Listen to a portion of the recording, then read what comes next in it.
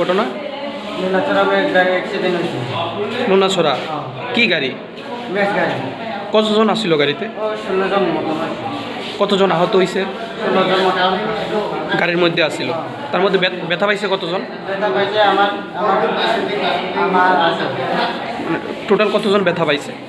ব্যথা তো সব পাইছে, সবাই পাইছে। বেশি হইলে